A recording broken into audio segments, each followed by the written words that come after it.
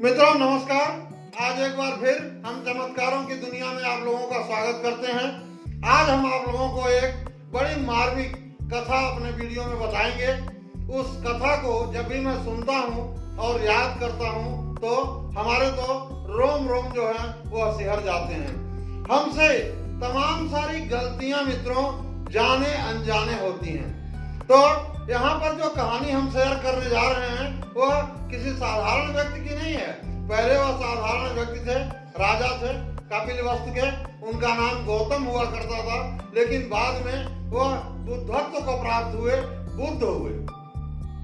तो भगवान बुद्ध जब तपस्या करके घर बार छोड़ दिए और जंगलों में जाकर के तपस्या किए और उन्हें बोधि वृक्ष के नीचे जब बुद्धत्व की प्राप्ति हो गई, तब उनके किसी गुरु ने बताया कि आपको बुद्धत्व की प्राप्ति तो हो गई है, लेकिन यह पूरा तभी होगा जब आप अपने घर से, अपने घर वालों से भिक्षा लेकर के आएंगे। तो भगवान बुद्ध बुद्धत्व प्राप्ति के बाद अपने घर जाते हैं अपनी पत्नी से भिक्षा लेने के लिए। बड़ा ही मार्मिक कथा है मित्रों। तो वो दरवाजे पर खड़े होकर के आवाज लगाते हैं भिक्षाम देहि। 2-3 बार आवाज लगाने के बाद भिक्षाम देहि, भिक्षाम देहि, उनकी पत्नी जो है वह बाहर निकलती है, जिसको छोड़ करके उसको और बच्चे को वह जा करके संन्यास ग्रहण किए थे सत्य की खोज में, बुद्धत्व की खोज में। वही पत्नी बाहर निकलती है वह आवाज सुन करके। तो उनकी पत्नी 1 मिनट में तो एकदम से ठिठक गई कि ये कौन सामने आ गया है। फिर उसने कहा, धैर्य धारण किया और उसने भगवान बुद्ध से कहा कि आप सिर्फ भिक्षा तो मैं आपको दूंगी, लेकिन आप सिर्फ और सिर्फ एक बात हमें बताइए कि जो बुद्धत्व आपको वहां मिला परिवार और गृहस्थी को छोड़ करके, वह बुद्धत्व क्या यहाँ आपको हासिल नहीं हो सकता था, मिल नहीं सकता था? भगवान बुद्ध का जो जवाब था वह बड़ा ही मार्मिक था। उन्होंने कहा कि वह बुद्धत्व तो हमें यहाँ भी मिल सकता था, लेकिन हमें यह ज्ञान पहले नहीं था।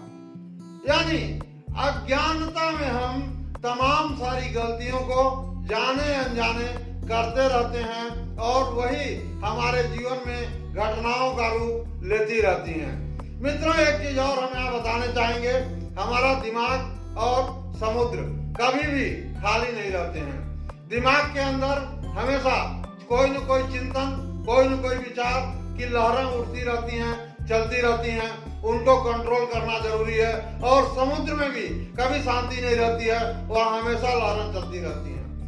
वह भी आज के तारीख में हमारे दिमाग में एक दिन में नियर अबाउट 50,000 सूचनाएं आती हैं और वो सारी सूचनाएं मिल करके हमारे दिमाग को एक भूकंप जैसी स्थिति पैदा कर देती हैं।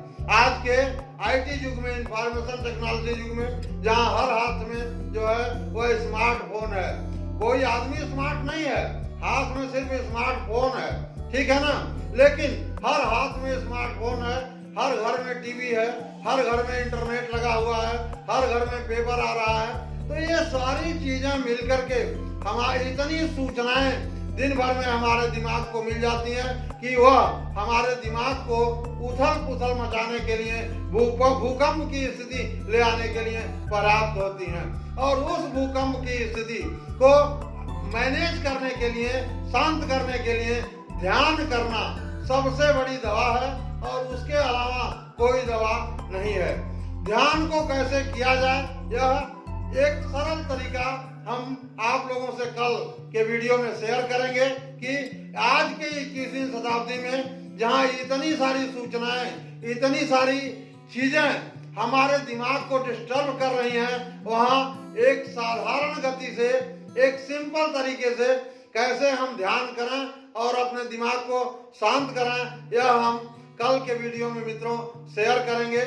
और आप लोग अगर हमारे चैनल को अभी तक सब्सक्राइब न किए हो तो इसे सब्सक्राइब करिए, शेयर करिए, लाइक करिए और कमेंट जरूर करिए। मित्रों कल मिलते हैं हम। धन्यवाद।